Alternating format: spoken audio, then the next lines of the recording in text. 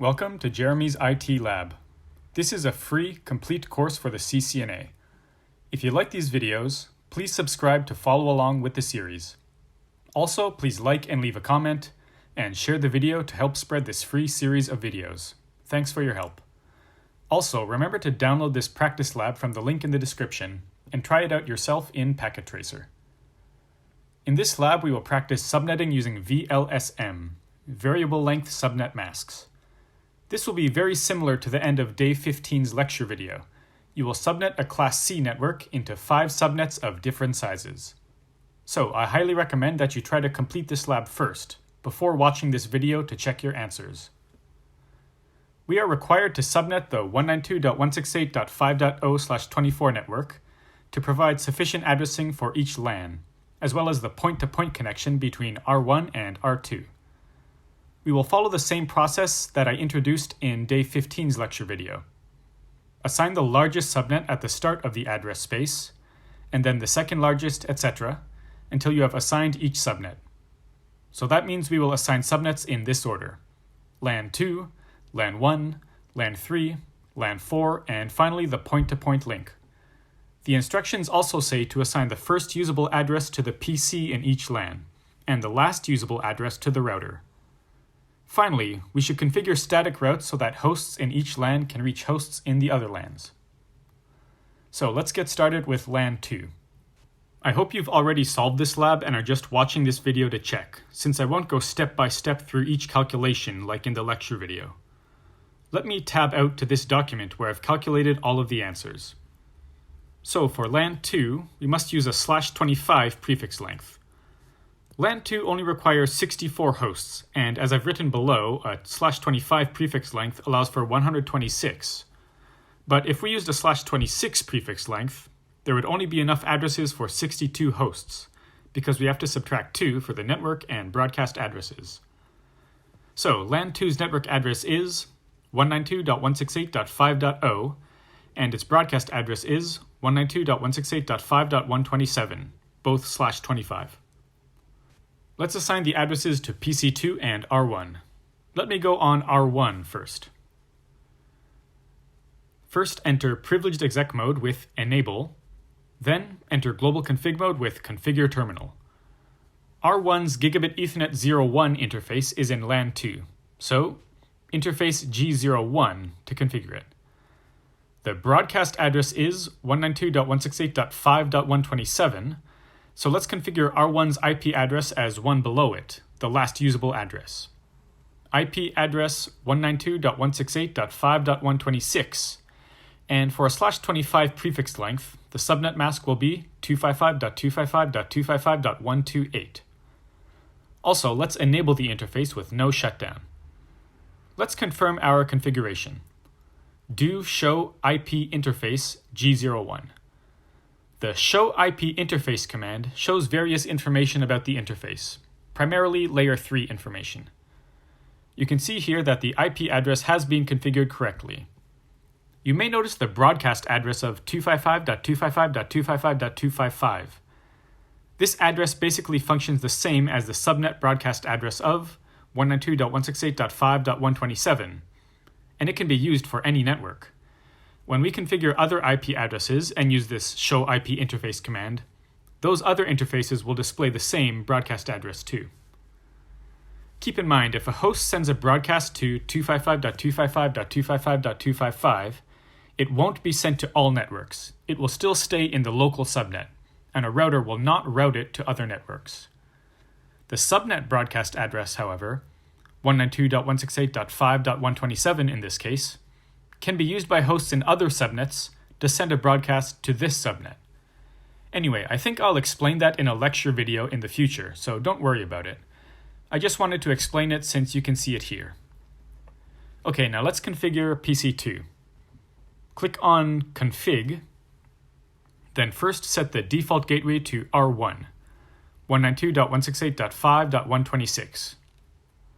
Then click on Fast Ethernet 0, and set the IP address and subnet mask. The first usable address is 192.168.5.1.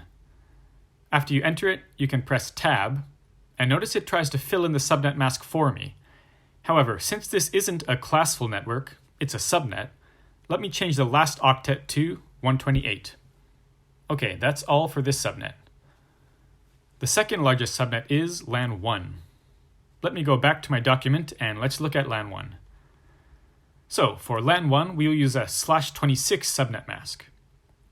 LAN 1 requires 45 hosts, and a /26 subnet mask allows 62. The network address is the next address after LAN 2's broadcast address, so it's 192.168.5.128/26. The broadcast address, with all host bits set to 1, is 192.168.5.191. Let's configure the router and the PC. I'll go back to R1 first. Let's configure the G00 interface with the last usable address. Interface G00. IP address 192.168.5.190, 255.255.255.192, which is the subnet mask for /26 prefix length. Enable the interface with no shutdown, and let's check. Do show IP interface G00. The IP address is correct, and you can see the same broadcast address, 255.255.255.255. Next, let's configure PC1.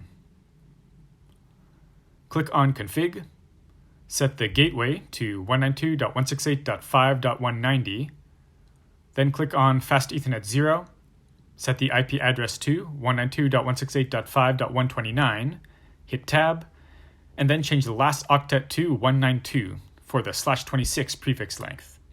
That's all for LAN 1. Next up is LAN 3. Let's go back to that document.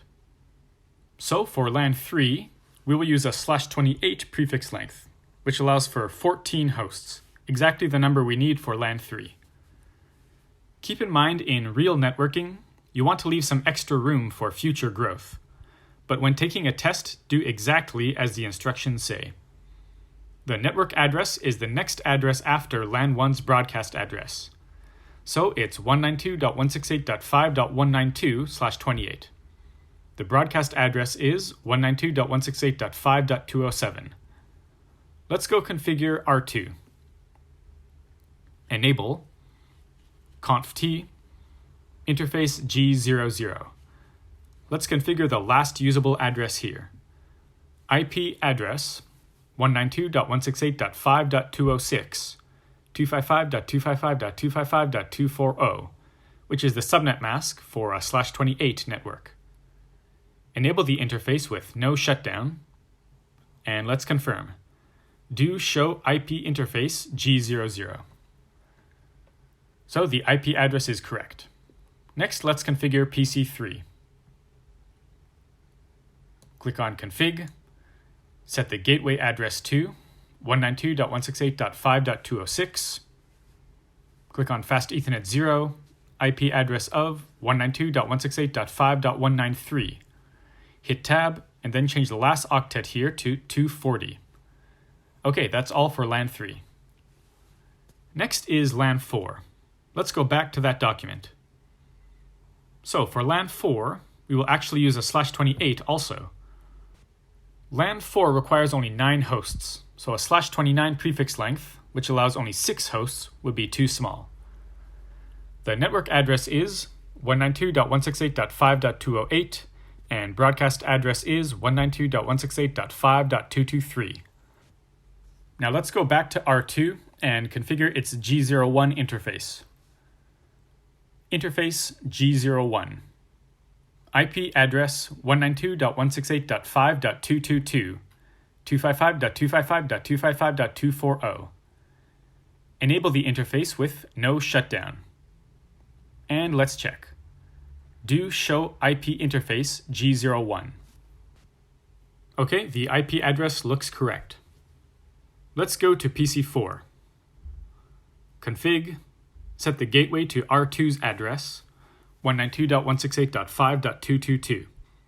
Fast Ethernet 0, set the IP address to the first usable address, 192.168.5.209.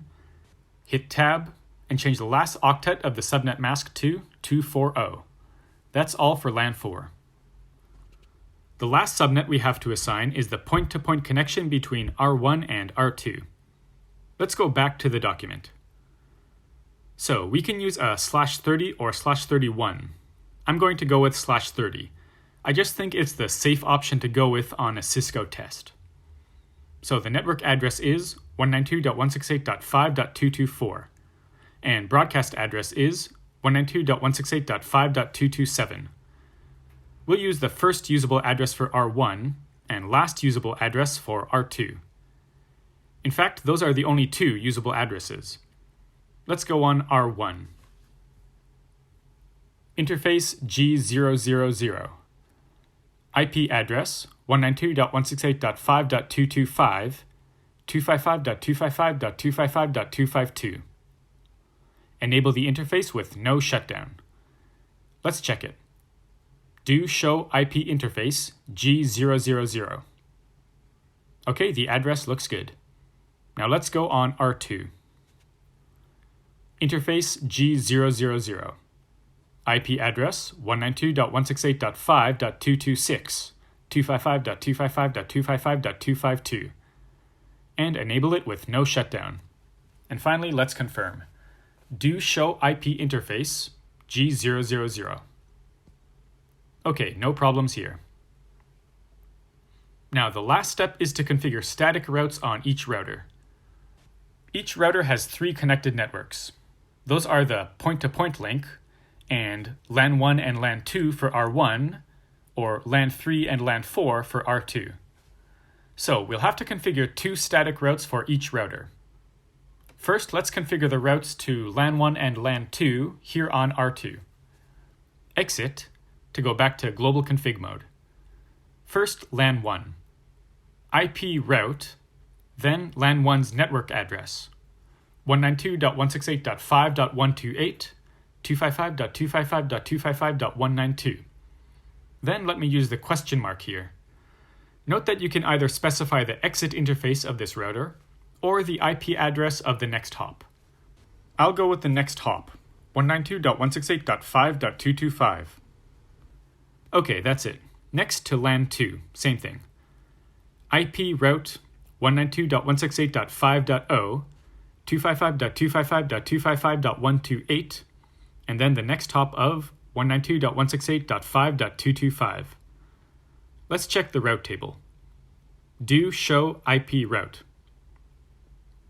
Okay, you can see the connected and local routes here, and then the 2 static routes we just configured. Let's go on R1 and configure the routes to LAN 3 and LAN 4. First, exit to return to global config mode. So the route to LAN 3 first. IP route 192.168.5.192, 255.255.255.240, then the next hop of 192.168.5.226. Okay, now to LAN 4. IP route 192.168.5.208, 255.255.255.240, 192.168.5.226. Let's check the route table. Do show IP route. Okay, looks like R1 has all of the routes it should. Let's just try a ping from PC1 to another PC. Let's try PC4 to make sure our routes work. Really, you should try to ping all other PCs, but I'll show just one. Okay, so from PC1's CLI, let's ping to PC4. Ping 192.168.5.209. Now, because the ARP process hasn't completed yet, there may be a few failures. But if I keep talking, you should see that PC1 can now reach PC4.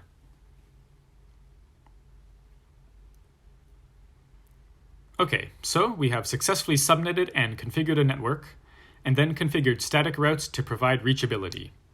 That's all for this lab. Thank you for watching. Please subscribe to the channel, like the video, leave a comment, and share the video with anyone else studying for the CCNA. If you want to leave a tip, check the links in the description. I'm also a Brave verified publisher and accept BAT or Basic Attention Token tips via the Brave browser. That's all for now.